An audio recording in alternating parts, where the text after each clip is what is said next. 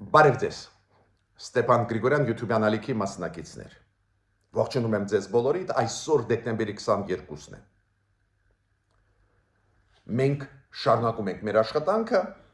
այսօր մենք կխոսենք այն այցելության մասին, որը ունի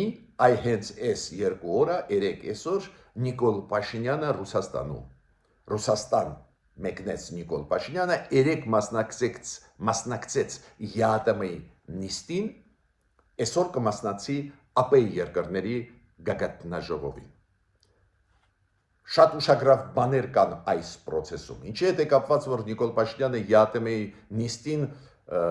միատել եկավ։ Հիշում եք, ուղիղ 2 շաբաթ առաջ Նիկոլ Փաշինյանը մեկնեց Ռուսաստան ու մասնակցեց ԵԱՏՄ-ի միջկառավարական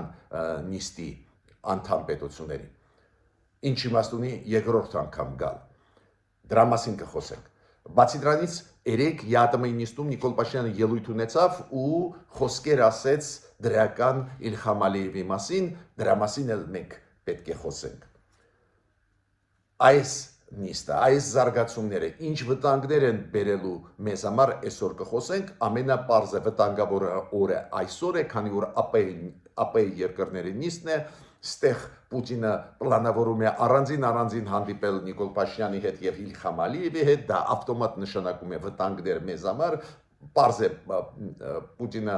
կդրդի Ալիևին այն ուղղությամբ, որ Ռուսաստանի սահմանապահները պետք է կանգնած լինեն Հայաստանի հարավում, դուք գիտեք, այս վերջի ժամանակներս Ռուսաստանը անընդհատ հայտարարում է, որ երկաթգիծը հարավի Հայաստանի, որը պետք է վերականգնի, դա ռուսականն է, հայկական չի, անընդհատ ասում են, որ այնտեղ մեր սահմանապահներն են ու ոչ ոք իրավունք չունի այնտեղ մտնել ու պաշտոնական մակարդակով պարզ է կփորձի Պուտինը նորից իր կողմ քաշել Իլհամ Ալիևի։ Դա վտանգներ է մեզ համար, ես չեմ բացառում, որ հետ դրա պատճառով այս վտանգները մեղմացնելու համար գնաց Մոսկվա, կներեք Սանկտ Պետերբուրգ, Ռուսաստան Նիկոլ Փաշինյանը, բայց կասկած չունեմ, որ կուլուարներում Նիկոլ Փաշինյանը զրույց կունենա Իլհամ Ալիևի հետ, դուք հիշում եք այդ ավանդույթը, երբ որ իրանք սուրճ խմելու ընթացքում կիսվում են ինչ որ կարծիքներով, ուրեմն ստեղ մենք ունենք քննարկելու հարցեր շատ կարևոր ու այսօր դա գլխավոր թեման կլինի։ Միջև սկսելը այսօրվա իմ ելույթը ես ուզում եմ խնդրել ձեզ բաժանորդագրվեք, կիսվեք, լայքեք։ Քանի որ մենք տեսնում ենք ինչ դաժան պայքար է գնում ինֆորմացիոն դաշտում։ Միայն ձեր ակտիվ կիսվելը, տարածելը մեր նյութերի, ձեր բաժանորդագրվումը, միայն դա կօգնի մեզ տարածել այն ճշմարտությունը, որի մասին մենք խոսում ենք, այն վերլուծությունները, որոնք մենք անում ենք։ Ես հիմա ձեզ կբերեմ 2-3 հարցերի հետ կապված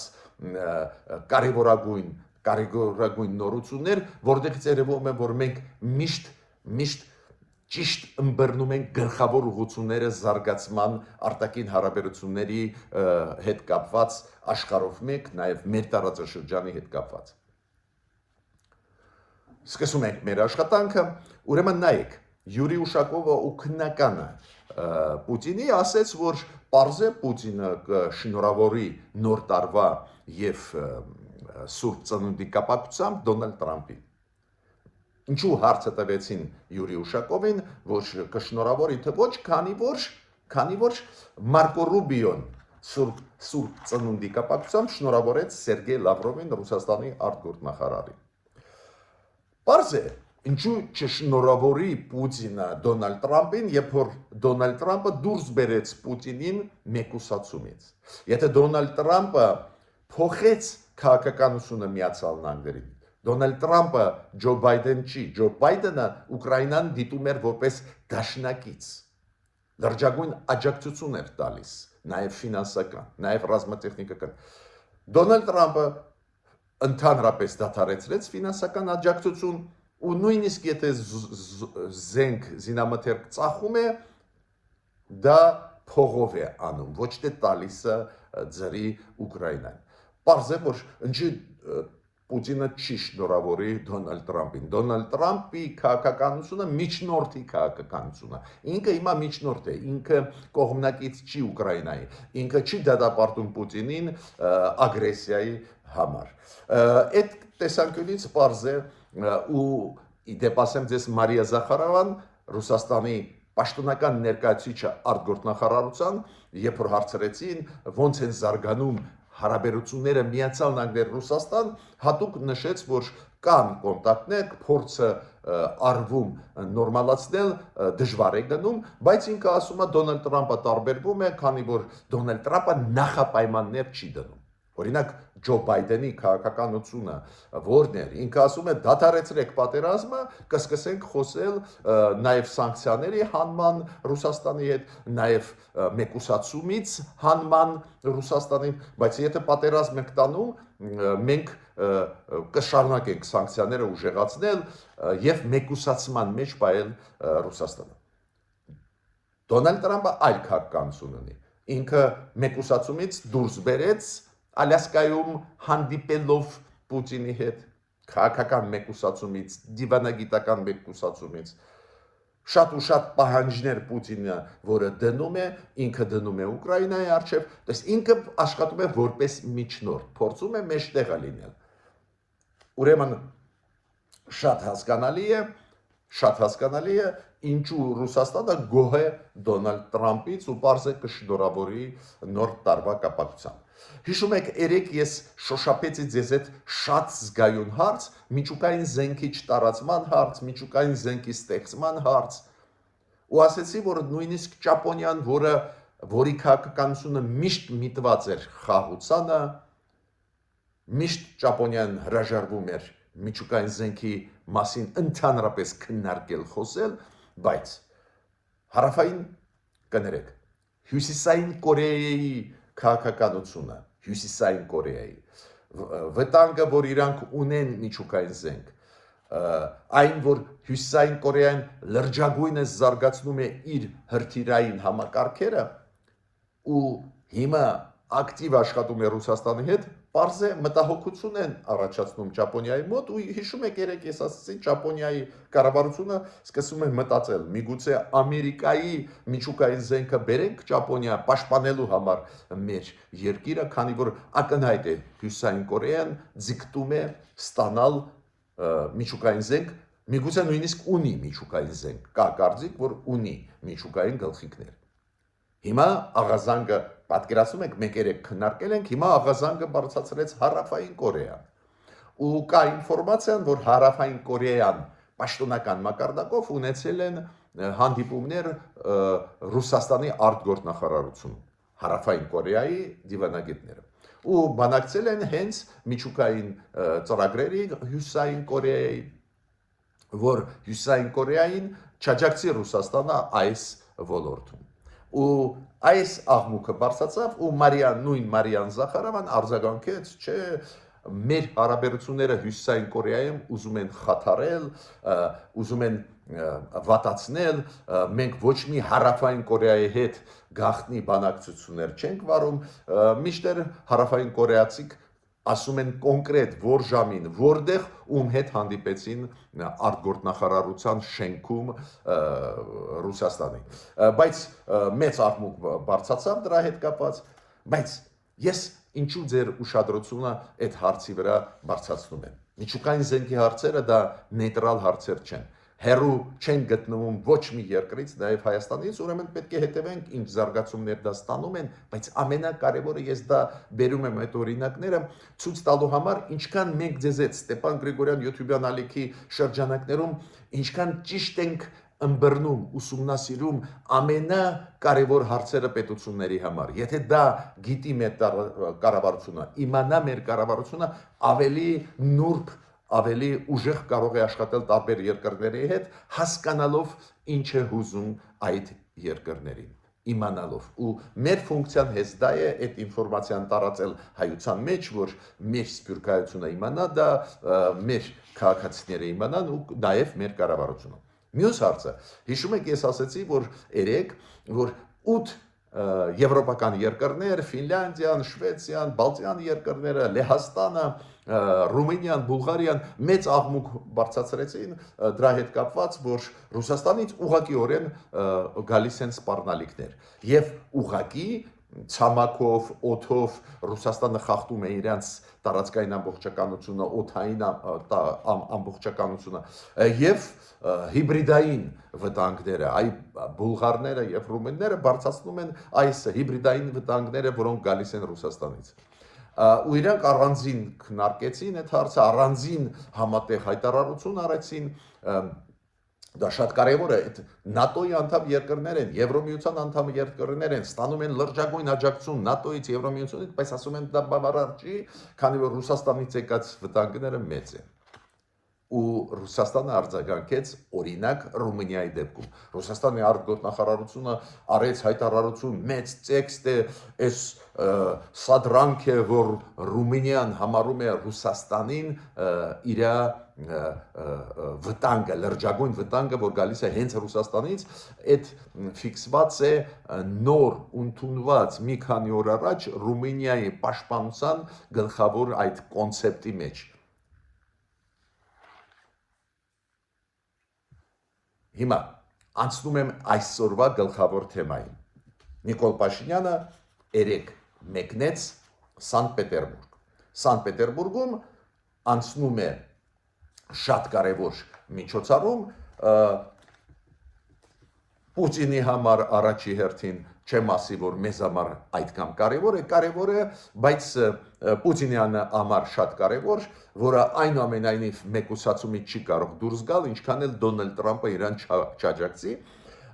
Եվրասիական տնտեսական բարձրագույն խորհրդի նիստ։ Կոպիտ ասած Եվրասիական տնտեսական համագործակցության կազմակերպության գագաթնաժողով։ Առանձին հանդիպեցին այս Եվրասիականի 5 անդամ պետությունների ղեկավարները՝ Հայաստան, Ղրղստան, Ղազախստան, Բելարուս, Ռուսաստան, հետո ընդլայնված կազմով, քանի որ ԱՊ-ի երկրների ղեկավարները հրավիրված էին, օրինակ նույն Իլհամ Ալիևը։ Հետո հանդիպեցին ընդլայնման ստեղ ինչն է հետաքրքիր, որ Նիկոլ Փաշինյանը ուղղակի դեկտեմբերի 7-ին 8-ին եղել է Ռուսաստանում, հիշում եք, երբ որ իր ինքնաթիռը չկարողացավ վայրի չկատարել Մոսկվայում, քանի որ դրոնների վտանգ կար, գնաց վայրի չկատարել Սանկտ Պետերբուրգում, նոր մյուս օրը առավոտ շուտ եկավ Մոսկվա Նիկոլ Փաշինյանը, ու դուք կարող եք ասել, դե այն ժամանակ հանդիպեց Եվրասիական տնտեսական միության միջկառավարական նիստի, կառավարության ղեկավարների նիստի, հիմա ինչ իմաստ ունի, նույնիսկ եթե այդ պետությունների նախագահներն են այս նիստին մասնակցել։ Ես կարծում եմ պատճառները շատ հասկանալի են։ Առաջինը, Եվրասիական տնտեսական միության շրջանակներում մենք ունենք շահեր, քանի որ արևտուրը Ռուսաստանի հետ, այդ երկրների հետ կազմում է, ասենք 35-40% մեր արևտրից։ Ուրեմն շահագրգռվածությունը Հայաստանը ցուցաբերում է, բայց ես կարծում եմ ստեղ կա նաև երկրորդ բաղադրիչը, ինչու գնաց այս նիստին Նիկոլ Փաշինյանը, քանի որ բացի տնտեսական շահերից կամ արևտրի դեր դիվերսիֆիկացված չի մեր արևտուրը այդքան, որ մենք գտանք նոր շուկաներ ու այս շուկայի վրա կարող ենք թքել, այդպես չի, բայց բացի դրանից Իլհամ Ալիևը եկավ այս նիստի ու պարզ է, որ մտահոգություն կարող է ունենալ մեր կառավարությունը, որ Պուտինը կփորձի Ալիևին համոզել չգնալ խաղաղությանը տարածաշրջանում, համոզել, որ Ալիևը վերադառնա նոյեմբերի 9-ի փաստաթղթին, որի 9-րդ կետի համաձայն ինչ որ վտանգներ կան Հայաստանի համար հարավում։ Հիմա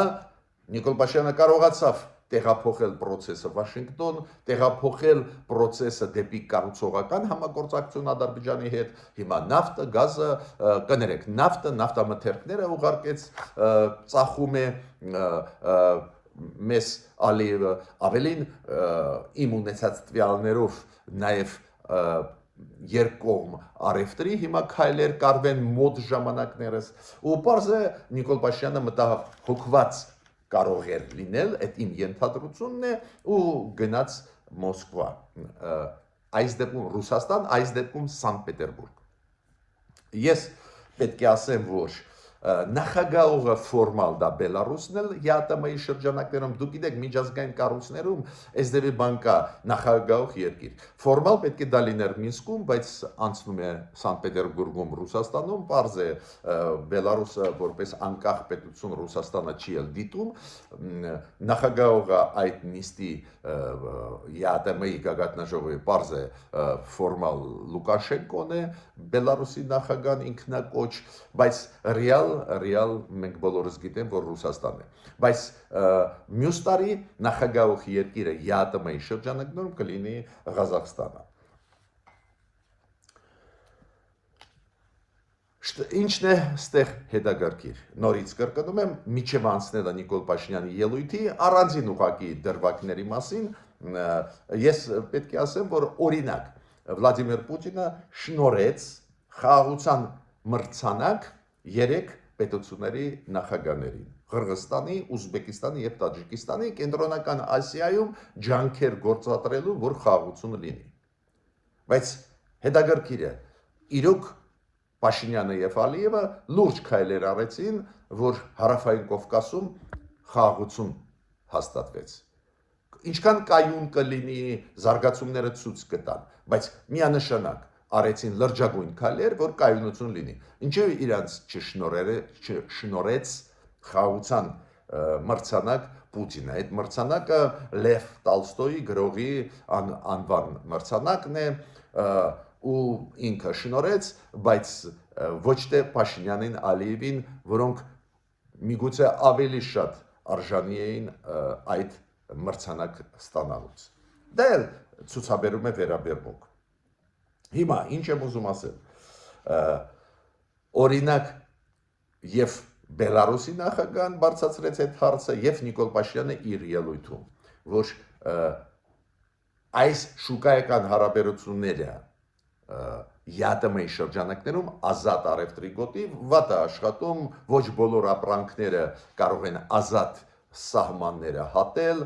խնդիրներ կան դրա մասին միշտ Նիկոլ Փաշինյանը խոսում են ու նաև այդ թվում էներգետիկայի ոլորտում օրինակ գազի նավթի շուկան չկա ստեղ Ռուսաստանում ավելի էժան է ներսում գազի նավթի գինը որը ծախում է քաղաքացիներին Ռուսաստանին համեմատ այլ ԵԱՏՄ-ի երկրներին դրա մասին իր ելույթում ասեց Լուկաշենկոն բայց նաև Նիկոլ Փաշինյանը ասեց երբ որ գտնվում էր Մոսկվայում այս տարվա դեկտեմբերի 7-ին 8-ին այդ միջկառավարական նիստում ստեղ էլ ինքը իր ելույթում Նիկոլ Փաշինյանը նշեց այդ թերությունները այդ համակարգի բայց պարզ է Ռուսաստանը համաձայն չի Ռուսաստանը ուզում է որ մենք կախվածության մեջ լինենք գազի գներից նավթամթերքի գներից պարզ է Հայաստանը դա կջարդի կկոտրի Հիմա Նիկոլ Փաշինյանը նաև խոսեց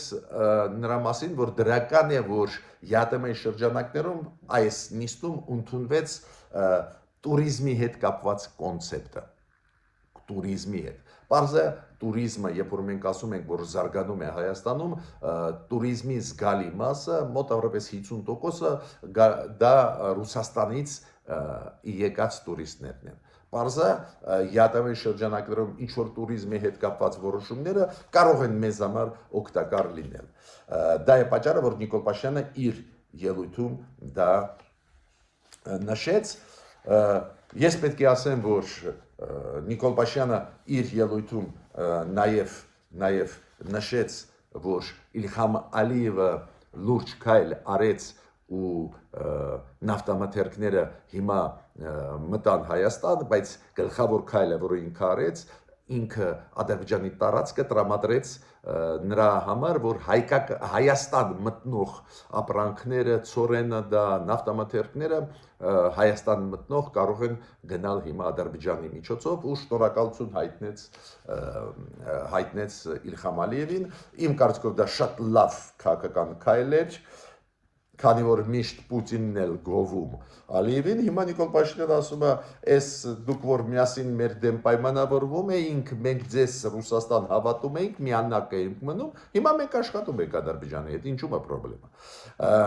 Ուրեմն ստեղ ես պետք է ասեմ նուրբ քայլ արվեց։ Նիկոլ Փաշինյանը նաև շնորհավորեց բոլորին նոր տարվա կապակցությամբ, պետք է ասեմ, որ Լուկաշենկոն նույն պահին արձագանքեց, քանի որ ինքը վառող է նիստի,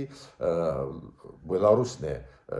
հիմա նախագահում ԵԱՏՄ-ում ու ասեց շնորհակալ ենք ձեզ դրա համար։ Հիմա ինչն է ստեղ կարևոր իմ ասացի մեջ։ Շատ կարևորը նա է, որ ԵԱՏՄ գնում է մեր իշխանությունները, քանի որ մեր շուկաները Ռուսաստանում են, զգալի մասը, ամբողջը չի, մենք տեսանք, որ առևտուրը Ռուսաստանի հետ, ԵԱՏՄ-ի շրջանակների հետ միայն 35-40% են կազմում ամբողջ առևտրի Հայաստանից, բայց այդ մեծ զգալի թիվ է, դա է պատճառը, որ պետք է իրոք ման գանք նոր շուկաներ, որ այդ կախվածությունը թույլատնենք, բայց հասկանում են ինչու գնում են մեր ղեկավարները ԵԱՏՄ-ի նիստերին։ Հիմա Ռուսաստանը ինչ նուրբ քայլ արեց։ Ռուսաստանը այդպես արեց։ Առաջի օրը 3 ԵԱՏՄ-ի նիստներ, այսօր ԱՊԷ երկրների նիստներ։ Միասին դրեց այդ նիստերը, որ նույն Նիկոլ Փաշինյանը չկարողանա անտեսել ԱՊԷ երկրների նիստը։ Այսօր կլինի ԱՊԷ երկրների նիստը, բավական վտանգավոր օր է մեզ համար, քանի որ Պուտինը կհանդիպի առանձին Ալիևի հետ, առանձին Փաշինյանի հետ, կփորձի նորից խառնակիչ գործողություն ծավալել, փորձի նորից բերել հետ նոյեմբերի 9-ի փաստաթուղթը, ու եթե երեք կենտրոնացած էին ԵԱՏՄ-ի հարցերի վրա, կենտրոնացած էին բոլորը տնտեսական առևտրի ոլորտների վրա, որտեղ կան խնդիրներ ու Նիկոլ Փաշինյանը դա բարձրացրեց, բացի դրանից այսօր կլինի ԱՊՀ երկրների նիստը, որը ավելի քաղաքականացված ֆորմատ է, ուստեղ ես տեսնում եմ վտանգներ մեզ համար, դա է պատճառը, որ ես միշտ ասում եմ ԱՊՀ երկրների նիստերին առաջի դեպքով չպետք է մենք գնանք, բայց Ռուսաստանը նուրբ քայլ արեց, կապեց այդ երկու գտնաժողովները միասին ու հիմա մենք պետք է ես կոպիտ եմ ասում, պետք է տակից դուրս գանք, զգուշավոր պետք է լինենք, նաև մեր կառավարության անդամներին, վարչապետին ասում եմ, քանի որ Ռուսաստանը չի հանդուրժում այն փաստը, որ մենք Միացյալ Նահանգների հետ լուրջ ծրագիր հիմա պետք է անենք ու հարավում Միացյալ Նահանգների հետ միասին կկառավարենք իրավիճակը։ Պարզ է սուվերենությունը չենք հանձնում, բայց Միացյալ Նահանգները կաջակցեն, որ մենք կարողանանք կառավարել Հայաստանի հարավում իրավիճակը։ Ռուսաստանը դրա հետ չի հաշտվի, անպայման վտանգներ այսօր կլինեն, ուշադիր պետք է լինի մեր կառավարությունը։ Ես ավարտեցի իմ ելույթը, միջ նոր հանդիպումներ։